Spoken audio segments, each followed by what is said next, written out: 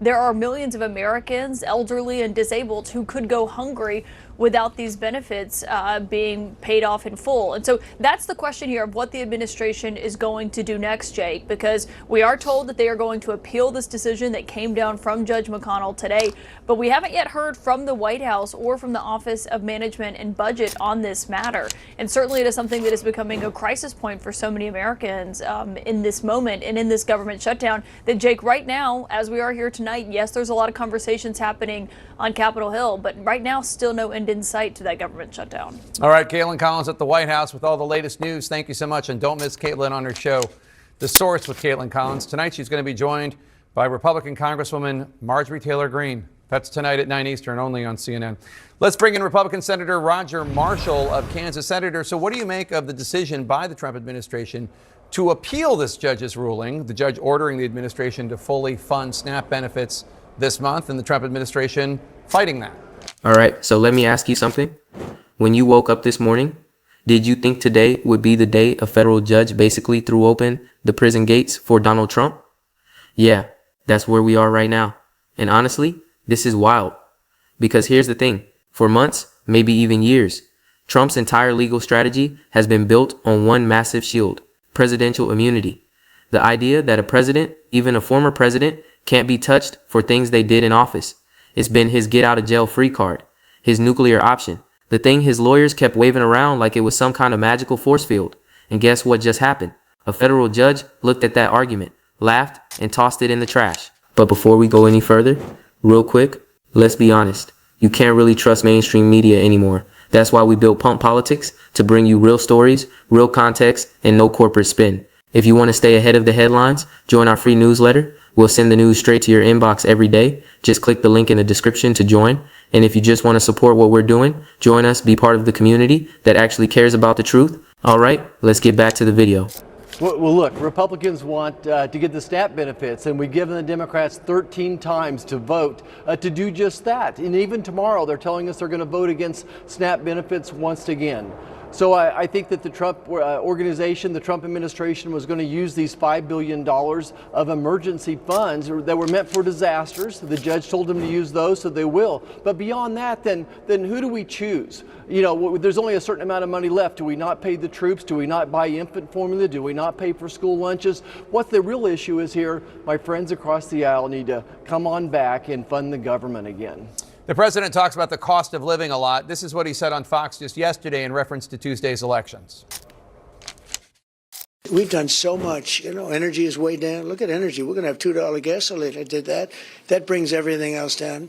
Groceries are way down other than beef. Now, beef is going to come down. You know, we have to do that. The fact is we have prices way down. We have prices down. Our country's doing well.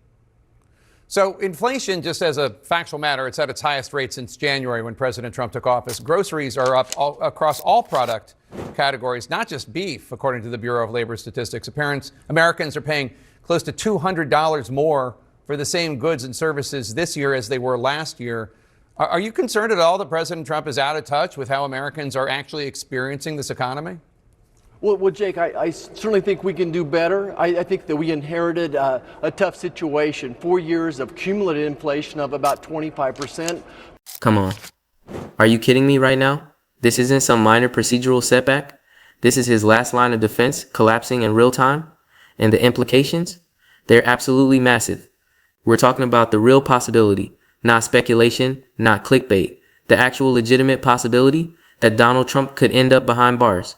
And yeah, I know that sounds dramatic, but stick with me here, because the details of this ruling are absolutely insane. So what happened? A 3-judge panel on the DC Circuit Court came out and said it loud and clear. No president, including Donald Trump, has blanket immunity for criminal acts committed while in office.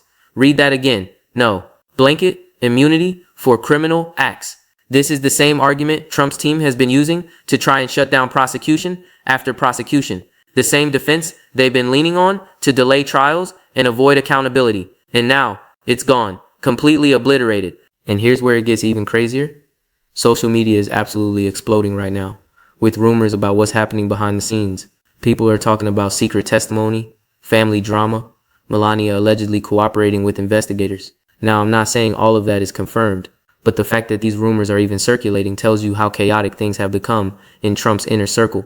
This is not business as usual. This is total meltdown mode. One legal analyst put it perfectly. This could give prosecutors the ammunition they need to secure convictions. Think about that for a second. We're not talking about fines. We're not talking about slaps on the wrist. We're talking about actual criminal convictions, prison time, the works. And look, I know some of you watching this might be thinking, oh, here we go again. Another Trump scandal, another legal battle. We've heard this all before. And yeah, you're not wrong. Trump has been dodging legal bullets for what feels like forever. But this time is different. This time the shield is gone. The immunity argument that's protected him for so long, it doesn't exist anymore. And that changes everything. Because here's what people don't understand. Presidential immunity wasn't just a legal technicality. It was the foundation of Trump's entire defense strategy. Every single case, every single charge, his lawyers would stand up and say, you can't touch him. He was president. He's protected. And judges would hesitate. Prosecutors would slow down. The whole system would pump the brakes because, well, nobody really knew how far presidential immunity extended. It was this giant question mark hanging over everything. But now that question has been answered. And the answer is it doesn't protect you from criminal acts. Period. End of story. So what does this mean moving forward? It means prosecutors can now go full throttle. No more delays. No more immunity arguments clogging up the courts. They can pursue criminal charges without that massive legal roadblock standing in their way. And for Trump, this is an absolute nightmare scenario. Now, I want to be clear about something.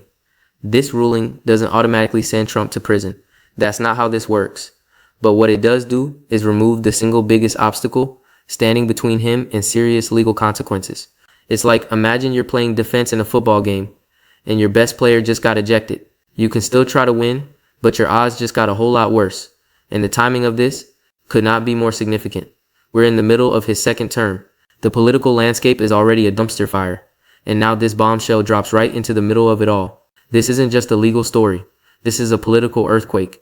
And the aftershocks are going to be felt for months, maybe years. The craziest part? Trump's legal team reportedly saw this coming. They knew the immunity argument was on shaky ground, but they had no choice. They had to go all in on this defense because without it, they had nothing else. It was their only play. And now that play has failed spectacularly. So buckle up, because what I'm about to show you in the next part of this video is going to blow your mind.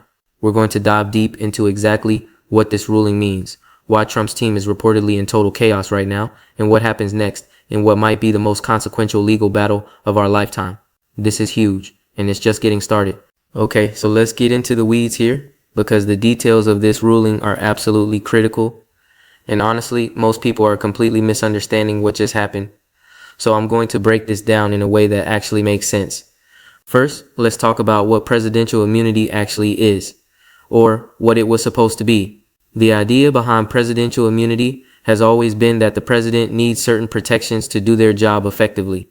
Like, you can't have every random person filing lawsuits against the sitting president for every decision they make. That would be chaos. The president wouldn't be able to function. So there's always been this understanding that presidents have some level of immunity, especially for official acts done as part of their job. But here's where Trump's team took it way too far. They weren't just arguing for immunity for official presidential duties. They were arguing for blanket immunity, total immunity, the kind of immunity that would cover literally anything Trump did while he was in office, regardless of whether it was an official act or not. They were basically saying he was president, therefore he's untouchable. End of discussion. And look, that's insane. Come on. Are you kidding me? That's not how this is supposed to work. That's not what the founders intended. That's not what any reasonable interpretation of presidential power looks like. But that's what Trump's lawyers were arguing. And for a while, it actually seemed like it might work because judges were hesitant. The legal system was moving slowly. Nobody wanted to be the one to make the call on whether a former president could be prosecuted. But now, the D.C. Circuit Court just made that call, and they made it decisively. They said, no, you don't get blanket immunity. You don't get to hide behind the office of the presidency to shield yourself from criminal prosecution. If you committed crimes, even if you were president at the time, you can be held accountable. And this is where things get really interesting, because this ruling doesn't just apply to Trump. It sets a precedent. It establishes a legal standard that will apply to every president going forward. And that's actually kind of a big deal, regardless of how you feel about Trump personally. Because what this ruling says is nobody is above the law. Not even the president, not even a former president. Now, let's talk about what's happening inside Trump's camp right now, because according to multiple sources, it is absolute chaos. And I mean chaos. Reports are coming out about internal conflict, lawyers disagreeing on strategy, frantic attempts to regroup and figure out what the hell to do next. This was not part of the plan. The immunity argument was supposed to be their ace in the hole, their nuclear option, and now it's gone. And then on top of all that, you've got these rumors swirling around about Melania. Now again, I want to be careful here because not all of this is confirmed, but social media is absolutely exploding with speculation that Melania Trump may have provided testimony to investigators.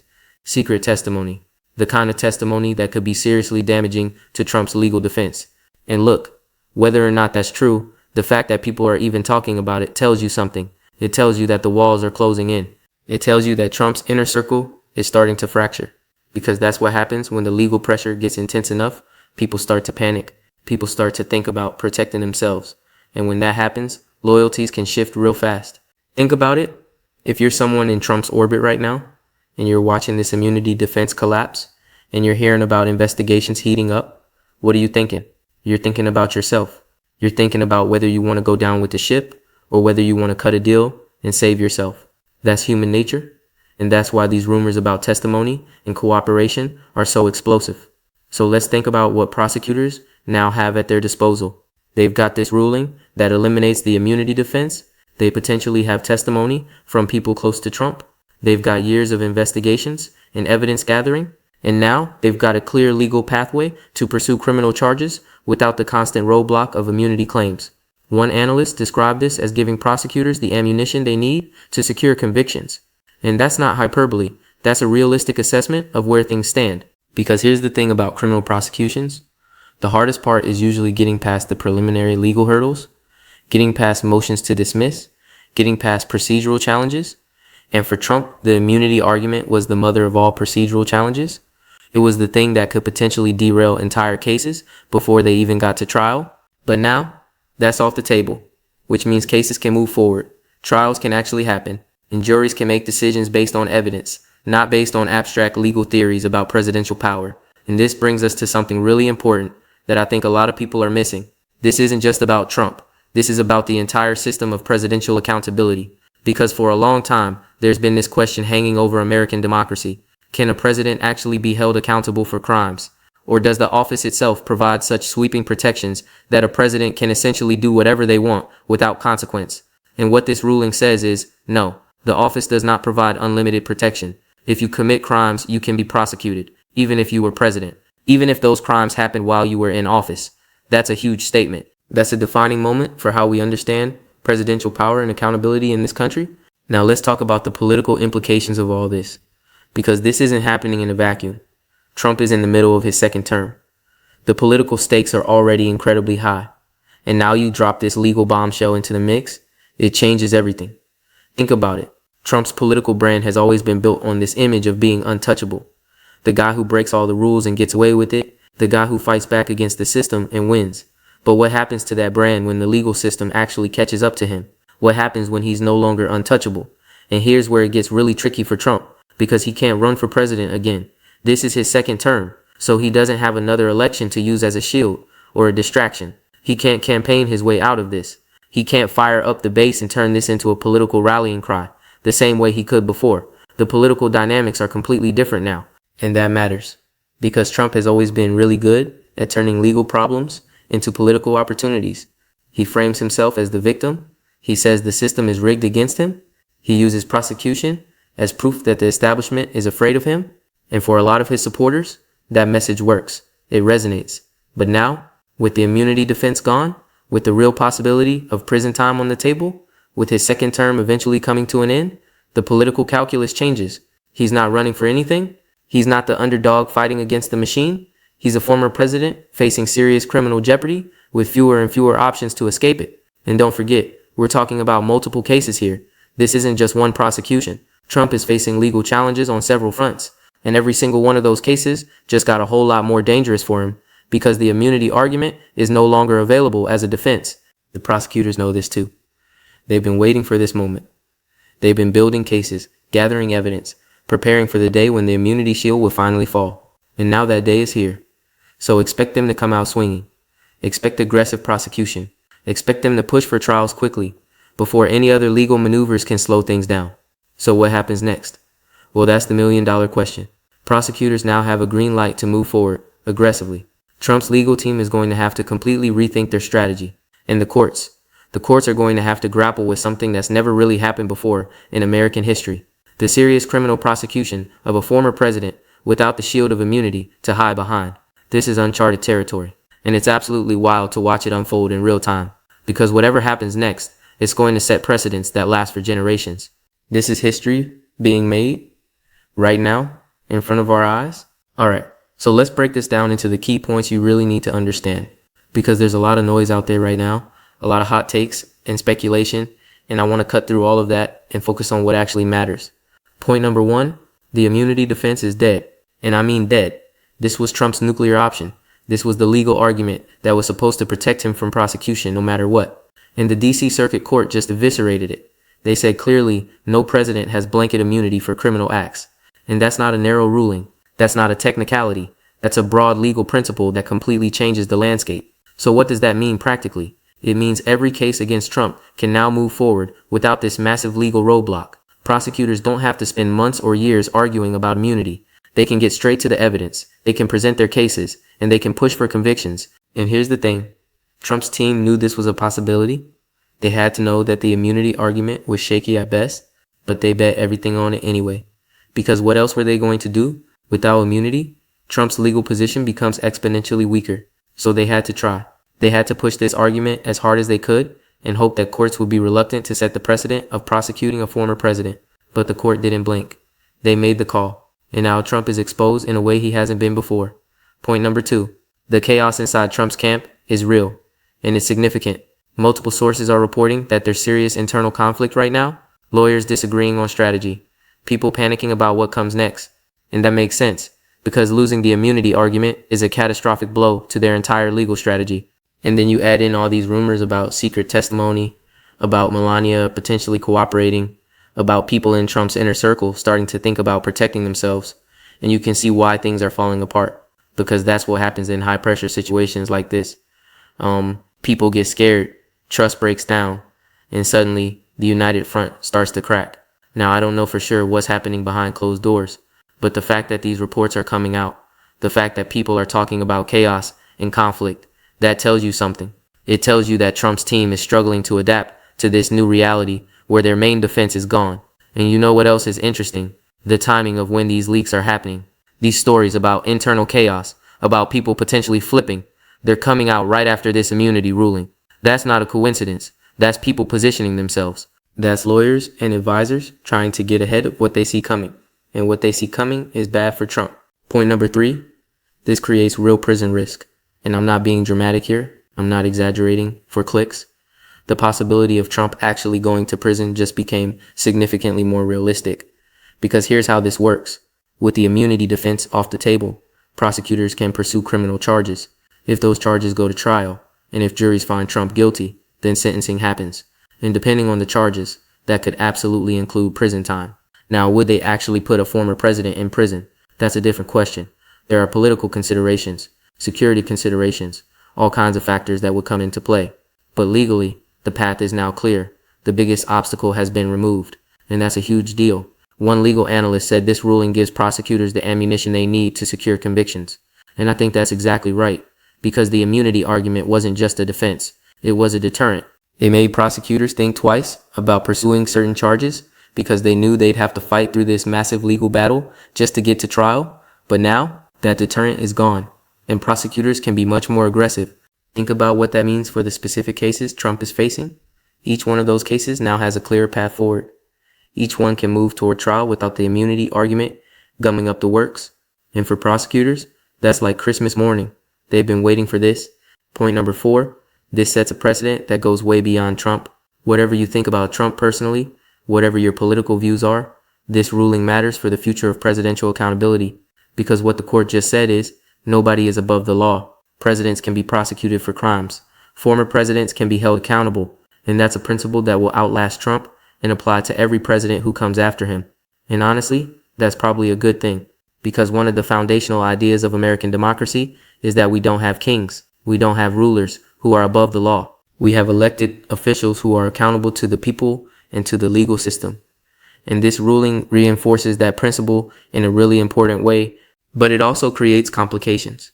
Because now every future president knows whatever you do in office could potentially be prosecuted later, and that might make presidents more cautious, or it might make them more careful about covering their tracks. Either way, it changes the calculus of presidential power in ways we're only beginning to understand. Point number 5, the political fallout is just beginning, because this isn't just a legal story. This is going to reshape the political landscape. How? Well, think about Republicans who've been defending Trump. Think about politicians who've tied their fortunes to his. What do they do now when the immunity defense is gone and prison becomes a real possibility? Some of them are going to start distancing themselves. Some of them are going to hedge their bets. Some of them are going to quietly hope this all goes away. But here's the problem. It's not going away. This is the beginning, not the end. And as these cases move forward, as trials happen, as evidence comes out, the political pressure is going to intensify. So where does this leave us? Well, the legal battles are going to intensify. Trump's team is going to have to come up with new strategies. Prosecutors are going to push forward more aggressively. And we're going to see a series of trials and legal proceedings that will dominate headlines for months to come. And the stakes, they couldn't be higher. We're talking about the potential imprisonment of a former president. We're talking about establishing legal precedents that will shape how we think about presidential power for generations.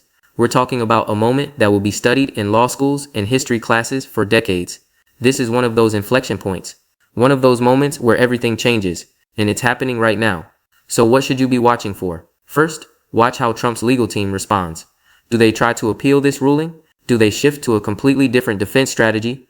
Do more people in Trump's inner circle start to flip and cooperate with prosecutors? Those are the key indicators of where this is headed. Second, watch the prosecutors. How aggressive do they get now that the immunity defense is gone? Do they push for quick trials? Do they file additional charges? The next few months will tell us a lot about how serious they are about pursuing convictions. And third, watch the political fallout. Because this isn't just a legal story. It's a political earthquake. And the ripple effects are going to be felt across the entire political landscape. Trump's second term is already controversial, already chaotic. And now you add this massive legal vulnerability into the mix. It's going to reshape everything. How other Republicans respond, how Democrats capitalize on it, how the media covers it, how voters think about it. All of that is up in the air right now. And here's the bottom line. For years, Trump has operated under the assumption that he was essentially untouchable, that his power and influence would shield him from serious legal consequences, that the system would bend to his will because, well, he's Donald Trump. But that assumption just got shattered. The immunity defense is gone. The protection is gone. And now for the first time, Trump is facing the real possibility of being held accountable in a way that actually matters. Is he going to prison? I don't know. Nobody knows. But the path to that outcome just became a lot clearer. And that should terrify Trump and everyone around him. Because this is it. This is the moment where the walls really start closing in and there's no immunity left to hide behind. The legal system is coming for him. The prosecutors have their opening and the clock is ticking. So yeah, buckle up. Because the next few months are going to be absolutely wild, and whatever happens is going to be historic. This is the beginning of the end for Trump's legal shield. And what comes next? Well, we're all about to find out. Stay tuned.